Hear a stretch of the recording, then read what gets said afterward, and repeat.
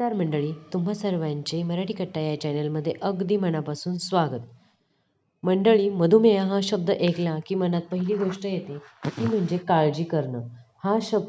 हा आजार असा आहे की जो एकदा शरीरात घर करून बसला की मग आयुष्यभर त्याची प्रत्येक क्षणाला निगराणी ठेवावी लागते. आपल्याला काय खायचं, काय टाळायचं, किती चालायचं, झोप कशी घ्यायची, अगदी छोटा घास, छोटा घोट, छोटं पाऊल सगळं विचार करून घ्यावं लागतं. आणि त्यातही कधी शुगर अचानक वाढते, कधी कमी होते, तेव्हा मनात भीतीही येते की आता काय होईल. पण खरं सांगते मित्रमैत्रिणींनो, मधुमेह हा भीतीने वाढणारा आणि शिस्तीने नियंत्रणात राहणारा आजार आहे.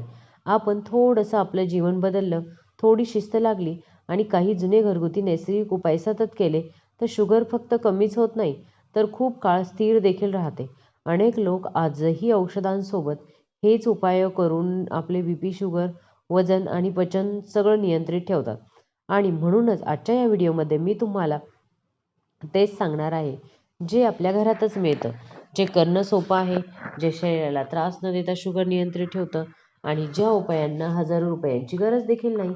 म्हणून मंडळी, जर तुम्हाला खरंच आरोग्य सुधारायचं असेल, जर ब्लड शुगर रोज वाढणं कमी करायचं असेल, तर आयुष्य शांत, निरोगी आणि निर्धास्त जगायचं असेल, तर आजचा व्हिडिओ शेवटपर्यंत नक्की पहा. व्हिडिओला कुठेही स्किप करू नका. आणि तुम्हाला सर्वांना एक कळकळीची नम्र विनंती आहे, तुम्ही जर माझ्या चॅनलला पहिल्यांदाच व्हिजिट करत असाल तर कृपया करून चॅनलला सबस्क्राईब देखील करा आणि व्हिडिओ जर आवडला तर व्हिडिओला लाईक देखील करून जा. तर चला, व्हिडिओमध्ये मी सांगते तुम्हाला की ते जे तुमच्या दैनंदिन आयुष्यात खूप मोठा फरक घडवू शकतं. चला तर मग सुरू करूयात. मधुमेह नियंत्रणात ठेवण्यासाठी अत्यंत सोपे आणि नैसर्गिक घरगुती उपाय. मंडळी, आता आपण सर्वात पहिले आणि सर्वात प्रभावी असा उपाय पाहूया, आणि तो म्हणजे सकाळी रिकाम्या पोटी मेथीचं पाणी पिणे. हा उपाय इतका शक्तिशाली आहे की तुमचं ब्लड शुगर दिवसभरात किती स्थिर राहते याचा हाच उपाय टाकतो. कारण मेथीच्या दाण्यामध्ये नैसर्गिक स्वरूपातील सॉल्युएबल फायबर मोठ्या प्रमाणात असतं, जे आपल्या पचन संस्थेत जाऊन जेलसारखं चिकट थर तयार करतं आणि हा थर रक्तात जाणाऱ्या साखरेचा वेग कमी करतो. म्हणजेच आपण जे काही खातो त्यातील कार्ब्स लगेच साखर बनून रक्तात जात नाही, तर हळूहळू शोषले जातात आणि यामुळे अचानक शुगर वाढणं थांबतं, शरीरावरचा ताण कमी होतो आणि दिवसाची सुरुवात स्थिर होते. उपाय खूप सोपा आहे. रात्री 1 ग्लास पाण्यामध्ये 1 चमचा मेथी दाणे भिजत ठेवा. सकाळी उठताच सर्वात पहिले हे पाणी गाळून प्या आणि भिजलेले दाणे सुद्धा नीट चावून खा. आणि लगेच दाणे फेकून न देता, प्रत्यक्षात सर्व दाणे फायद्याचेच असतात. दाणे चावल्यानंतर मिळतात ते फायदे तर खूपच जास्त आहेत. साखर नियंत्रित ठेवणारा घटक असतात. दररोज हा उपाय केला तर फक्त शुगरच नाही तर पचन सुधारतं, भूक आटोक्यात राहते, पोट फुगत नाही आणि शरीरातील इन्सुलिनची संवेदनशीलता देखील वाढते. त्यामुळे जर तुम्ही एक उपाय निवडायचा असेल तर तो रोज करावा, तर हा मेथीचे पाणी पिण्याचा उपाय आयुष्यात कधीच सोडू नका. एवढा परिणामकारक आहे की मेथीच्या त्या पाण्यानंतर दुसरा असा उपाय आहे जो आपल्या जुन्या पिढ्या नेहमी वापरत असे आणि तो म्हणजे सकाळी उठल्यावर 4-5 मिनिटे नीमची पाने, कडीपत्त्याची पाने चावून खात असे. हे ऐकायला खूप साधं वाटतं, पण याचा परिणाम मात्र शरीरावर प्रचंड होतो. कारण नीम आणि कडीपत्ता या दोन्ही पानांमध्ये असे नैसर्गिक घटक असतात जे आपल्या शरीरातील इन्सुलिन सेन्सिटिव्हिटी वाढवतात. म्हणजेच शरीर इन्सुलिनला अधिक प्रभावीपणे ओळखू लागतं आणि त्याचा योग्य वापर करायला सुरुवात करतं. हे दोन्ही पाने नैसर्गिक डिटॉक्स म्हणून काम करतात. नीमचे कडू पान शरीरातील विषारी द्रव्य बाहेर काढण्यास मदत करतं आणि रक्त शुद्ध होतं, ज्यामुळे शरीरात तयार होणारी अतिरिक्त साखर योग्य पद्धतीने वापरण्यास मदत होते. कडीपत्ता तर आणखी खास, कारण त्यात असलेलं अँटीऑक्सिडंट पचन सुधारतं, लिव्हरवरचा ताण कमी होतो आणि लिव्हर मजबूत असेल तर साखर नियंत्रणात ठेवणं अगदी सोपं होतं.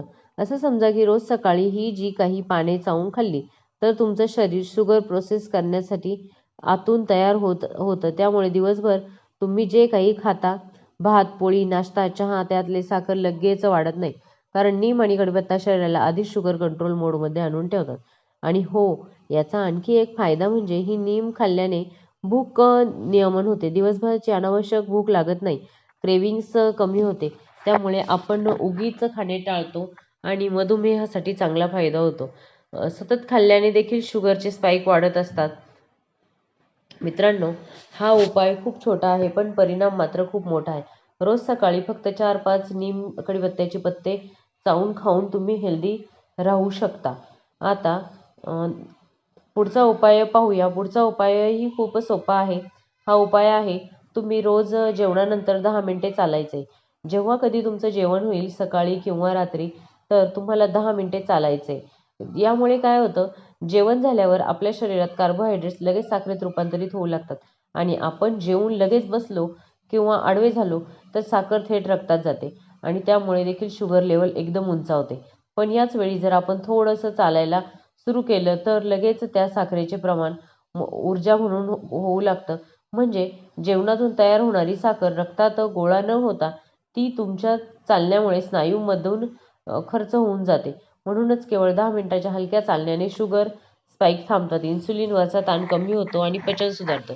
ब्लड शुगर स्थिर राहण्याची शक्यता खूप वाढते. हे चालणे वेगाने करण्याची गरज नाही. जसे घरात गॅलरीमध्ये फिरणे, अंगणात हळूच पावलं किंवा खोलीत 2-4 फेऱ्या मारणे. एवढं जरी केलं तरी शुगर कंट्रोलमध्ये खूप मोठा फरक पडतो. प्रत्येक जेवणानंतर सकाळचं, दुपारचं, संध्याकाळचं हा 10 मिनिटांचा नियम पाळा. जर तुम्हाला काही दिवसांत असं जाणवेल की जेवणानंतर लगेच येणारी जडपणा, झोप येणे, थकवा हे सगळं कमी होऊ लागतं आणि शुगर रिडिंग्स पूर्वीपेक्षा खूप स्थिर दिसू लागतात. डॉक्टर, डायटिशियन आणि संशोधन सगळे मान्य करतात की पोस्ट मील वॉक ही सवय औषधांच्या बरोबरच शरीरातील नैसर्गिक कामकाज सुधारते. म्हणून मित्र-मैत्रिणींनो, जेवणापेक्षा चालणं खूप जास्त महत्त्वाचं आहे. किमान रोजच्या जेवणानंतर 10 मिनिटं हे प्रत्येकाने चाललंच पाहिजे.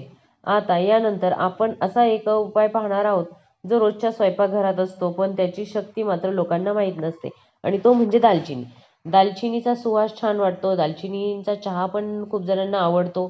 तर दालचिनी देखील खूप महत्त्वाची आहे. दालचिनी देखील शुगर कंट्रोलमध्ये राहायला मदत होते. इन्सुलिनची क्षमता वाढवते आणि साखर पेशींमध्ये लवकर आणि योग्य पद्धतीने पोहोचवते. त्यामुळे रक्तातील साखरेचे प्रमाण नैसर्गिकरित्या कमी होऊ लागतं. उपाय अतिशय सोपा आहे. किंवा रात्री झोपण्यापूर्वी कोमट पाण्यात 2 चिमूट दालचिनी पावडर मिसळून प्या. हा पेय देखील शरीरात जाऊन पचतं आणि अतिभुकेवर नियंत्रण ठेवतं. सर्वात महत्त्वाचं म्हणजे दिवसभर शुगर लेवल स्थिर ठेवण्यात मदत करतं. अनेक मधुमेहग्रस्त लोकांना दिवसभरात अचानक भूक लागते, खाण्याची इच्छा वाढते आणि त्यावेळी आपण काहीही खाऊन टाकतो. पण दालचिनी पाणी घेतल्यावर शरीराची भूक नियंत्रित राहते, पोट जड होत नाही आणि ऊर्जा हलकी स्थिर वाटते. म्हणून याला अनेक डॉक्टर नैसर्गिक ॲपिटायझर म्हणतात. दालचिनी आणखी एक मोठा फायदा म्हणजे शरीरातील सूज कमी करते, कारण दीर्घकाळ वाढलेली शुगर शरीरात जळजळ म्हणजेच इन्फ्लेमेशन निर्माण करते आणि यामुळे इन्सुलिनची कार्यक्षमता कमी होऊ लागते. दालचिनी ही सूज शांत करून शरीराला शुगर कंट्रोल मोडमध्ये आणते. आता याच्या पुढचा एक अतिशय प्रभावी उपाय आपण पाहणार आहोत. तो देखील तुमच्या स्वयंपाकघरातलाच आहे आणि तो उपाय आहे हळद. हळद हे देखील नॅचरल डिटॉक्स आहे. हळदीचं पाणी पिणं देखील आपल्या शरीरासाठी खूप आवश्यक आहे. हळदीचं पाणी पिल्यावर देखील आपल्या शरीरात खूप बदल होतात. हळदीमध्ये देखील खूप चांगल्या प्रकारचे अँटीऑक्सिडंट्स असतात की जे आपलं शरीर शुद्ध होण्यासाठी मदत करतात. तसेच या पुढचा देखील आणखीन एक उपाय आहे, तो म्हणजे आहे लसूण. लसणाच्या पाकळ्या देखील शुगर कंट्रोल करण्यासाठी उपयोगी पडतात. त्यामुळे हा उपाय देखील तुम्ही करू शकता की सकाळी उठल्याबरोबर लसणाच्या कच्च्या 2 पाकळ्या खायच्या आहेत. हे देखील प्रभावी आहे. हळदीचं पाणी देखील प्रभावी आहे आणि आपण रोजच्या जेवणामध्ये हळद वापरतो, परंतु ती हळद खूप कमी प्रमाणात असते. आपल्या शरीराला जास्त प्रमाणात हळदीची गरज असते. तर मी या व्हिडिओमध्ये तुम्हाला छोटे-छोटे खूप सारे उपयोग सांगितले आहे. जसे की लसूण असेल, हळद असेल, जेवणानंतर 10 मिनिटं चालणं असेल, दालचिनी तुम्ही वापरू शकता आणि सगळ्यात महत्त्वाचं पहिल्यांदाच पाहिलेला उपाय मेथीचे दाणे. यापैकी कुठलाही एक उपाय तुम्ही अवलंबून तुमची शुगर नियंत्रित ठेवू शकतात. असं नाही आहे की हे सांगितलेले सगळे उपाय एकदम अप्लाय करायचे. तुम्ही एक उपाय स्टार्ट केला तर तोच उपाय थोडे दिवस कॅरी ऑन करायचा आहे, ॲटलीस्ट 15 दिवस. आणि त्या उपायाने जर तुम्हाला व्यवस्थित वाटत असेल, तुमची शुगर लेव्हल जर जास्त वाढत नसेल तर तोच उपाय कंटिन्यू ठेवायचा आहे. दुसरा उपाय करण्याची गरज नाही. असं एकावरती कॉन्सन्ट्रेट करा. सगळे उपाय एक सोबत करू नका. तर मंडळी चला आजचा व्हिडिओ आपण इथेच थांबवत आहोत. तर तुम्हाला कसा वाटला माझा आजचा व्हिडिओ? व्हिडिओ जर आवडला असेल तर प्लीज व्हिडिओला लाईक करा आणि चॅनलवर हे कळवा की तुम्ही हा व्हिडिओ कुठून पाहत आहात आणि तुम्हाला यापुढे कुठल्या टॉपिकवर व्हिडिओ पाहायला आवडेल. पुन्हा भेटूया अशाच एका नवीन एपिसोडमध्ये. तोपर्यंत हॅपी राहा, खुश राहा.